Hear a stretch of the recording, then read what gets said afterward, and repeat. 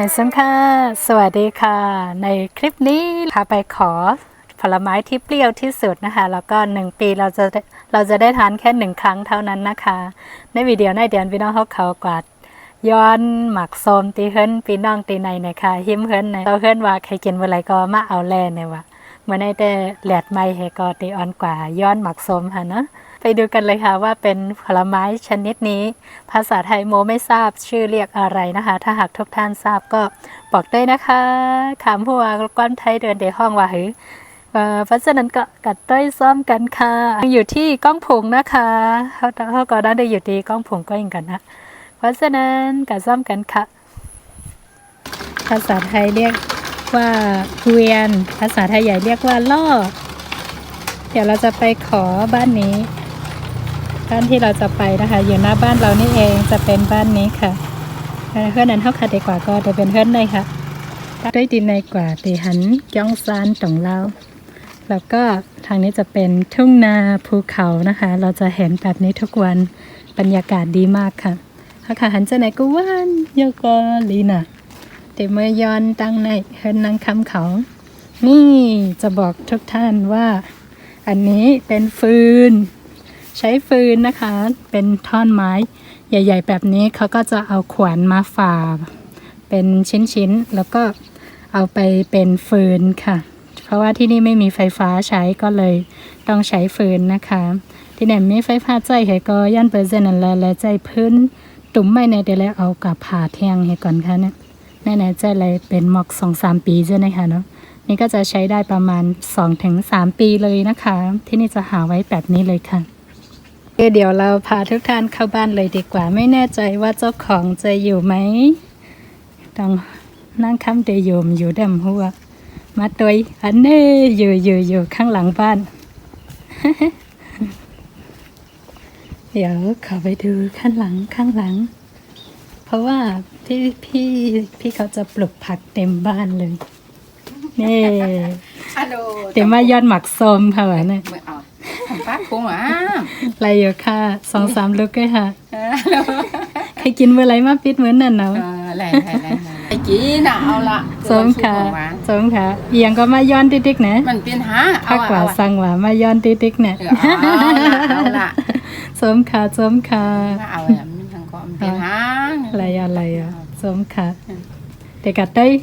โดนโป้งว่าป้องตั้งในแต่ผูกไว้กูเมียวแต่อังว่าสั่งว่าจะในผูกไว้จริงๆแตงพี่เขาจะใหญ่มากอันนี้คือยังไม่ใหญ่นะเมื่อวานพี่เขาเอาไปให้นะคะใหญ่มากเลยเดี๋ยวเราไปดูต้นส้มมาต้อยไม่ใช่ส้มแบบที่อร่อยนะคะจะเป็นส้มภาษาไทยใหญ่เรียกว่าเปรี้ยวแล้วส้มที่อันนั้นภาษาไทยเราจะเรียกไทยใหญ่เราจะเรียกว่าหมักจอกแต่นี่คือของเปรี้ยวจริงๆเรามาดูกันนี่ค่ะมีมดส้มด้วยนี่มดส้มไหมนี่เป็นหมักส้มเนี่ยวะเดี๋ยวค่ะลูกโป่งว่าโป่งฮัลโหลในปิดก่อนน้ำเหนียวเนาะค่ะว่าในหมอก4-50เส้นในหมักส้มไม่ใช่ส้มหวานนะคะจะเป็นเปรี้ยวภาษาไทยโมไม่ทราบว่าเรียกอะไรไว้นั่นค่ะเป็นเลือกอันซุกค่ะในหนอเลือกอันซุกนั่งคำป้าเลี้ยวให้เด็กกันอะไรล่ะไอ้ผัดในกุ้งอันซุกหวานเลยอันซุกหวานว่ะนั่งคำบอกว่าที่เหลืองนะคะจะอร่อยนี่หนาอันซุกมันไหนเจ้าไหนซุกว่าเว้ยโกง่ายนะบ่ซุกเนาะมันนั่งคำเด็กกินค่ะเดซาป้ามาฮัลโหลยีน่านี่ค่ะอันซุกเขาจะไหนบนห้องอาซุกไหนคะนั่นน่ะฮัลโหลแก้มเนี่ยหำเป้าก็หำป้าถุงลายยอมเป็นนังค่ะถ้าก็ได้ใส่เสื้อคามือใส่ถุงมาเมื่อไปใส่เป็นถุงลายยอมที่ไหนมือว่าใครกินมาเอาละลูกส้มค่ะวันนั้นเจอในเป็นปิดค่ะเนาะเนาะปิดน้ำหน้าเมื่อไปปิดในเตะเข้มด่านนี้ค่ะเนี่ยคือการมันซุกตั้งในบนห้องว่าเฮ้ยนั่งคำเจอไหนหมักโวตั้งเขาก็ห้องหมักโว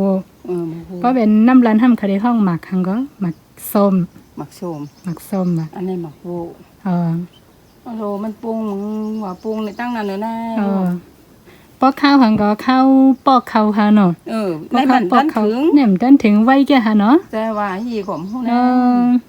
อหยัง กายก่อมดันถึง เฮ้ยหยังป้ากินตั้งยิ่งเขาได้ปอกข้าวจังได้ถึงลง เขาก็น่าออกได้เหมือนนั้นเหรอ อ๋อ เขาที่เชี่ยวสุกไหนถึงเลยชีวิตมันพอวายยาว ป้องนะลาบ่หลายใจไม่ทอกในค่ะว่าได้ค่ะลูก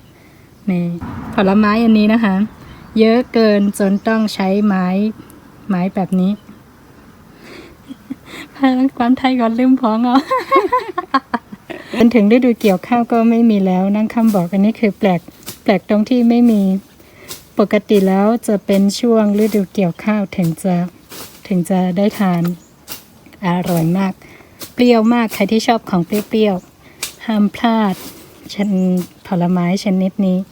คล้ายๆส้มแต่ไม่ใช่ส้มนะคะ เดี๋ยวเราไปดูข้างในกันว่าเป็นสีแบบไหนใจฮะกงข้อในใกล้เหมือนนั้นฮะเนาะ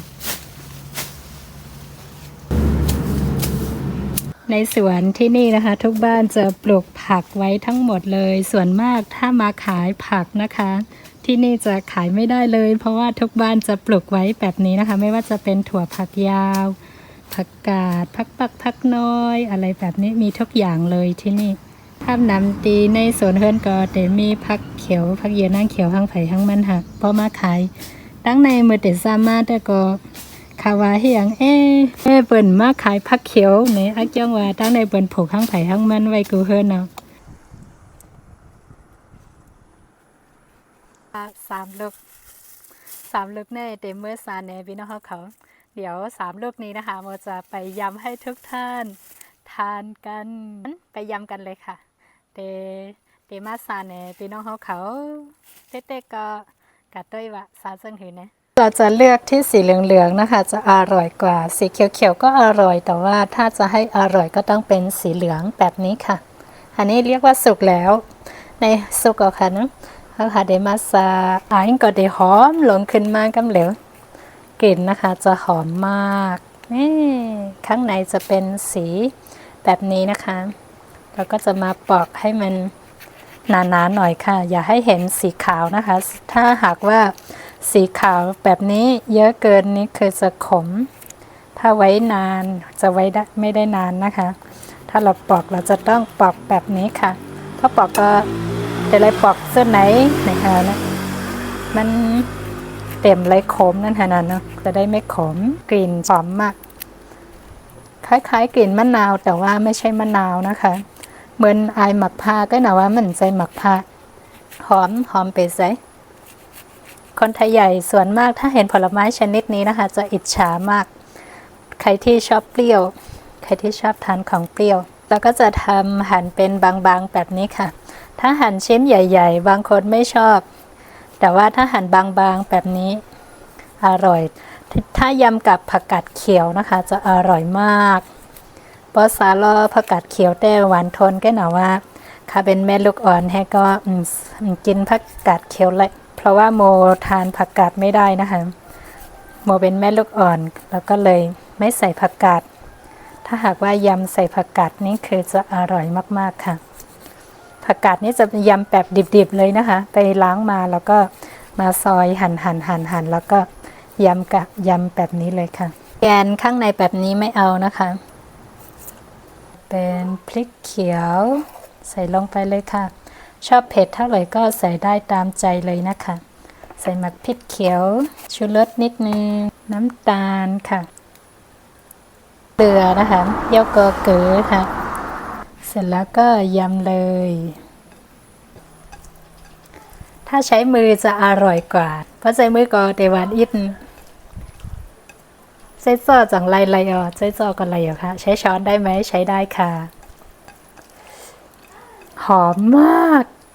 ถ้าได้ใส่ผักกาดขาวนี่คือจะหอมมากๆเลยเพราะอะไรใส่ผักกาดขาวนึ่งแค่ตีหอมเดี๋ยวยำไปให้จิงทนทานชิมนะคะ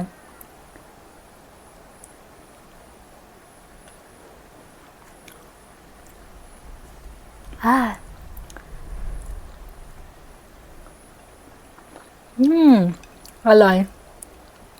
ปรี้ยวได้ใจ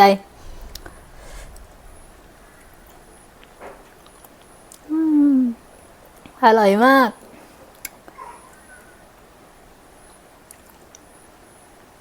เปรี้ยวอันนี้คือเหมาะกับช่วงฤดูร้อน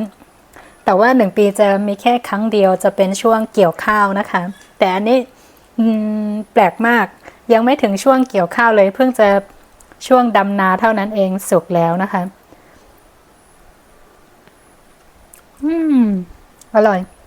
เดี๋ยวไปให้หลานทานดูว่าจะชอบไหมเดี๋ยววันหลานกินด้วยว่าดองเตนไลใส่มาซิมด้วยไอ้ปากโบให้กินได้เลยแสงยืม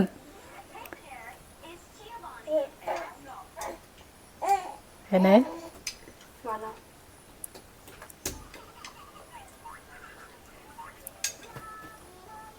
หวานน่ะ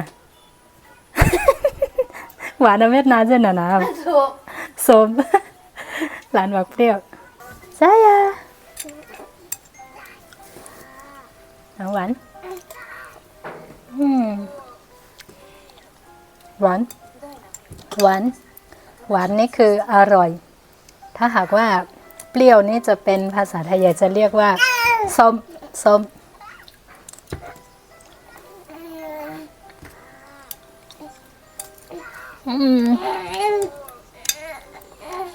วันนั้นกินแดงเด็กขมนะผลไม้ชนิดนี้นะคะ ถ้าหากว่านานทานนานกินนานทานจะเปรี้ยวขมไปเลย ถ้าหากทำแล้วต้องทานทันทีค่ะเพราะที่เราได้กินกำเหลืองถ้าใส่เคยกินน่ะ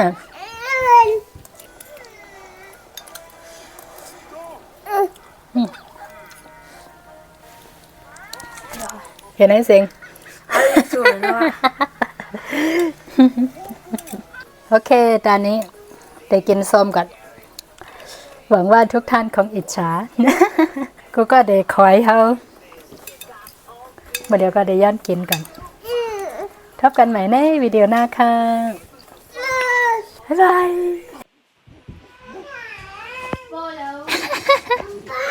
เนะส้ม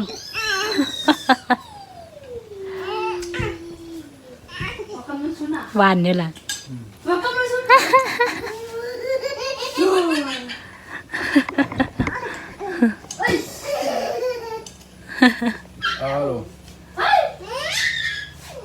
แล้วลอยพออ่ะพี่แสงบอกเปรี้ยวเป็นคนไม่ชอบของเปรี้ยวแต่นอนเป๋กับไล่เร็วเงี้ย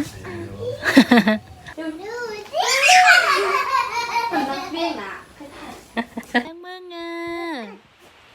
แรงมึงอ่ะแสงยิ้มจ้าดา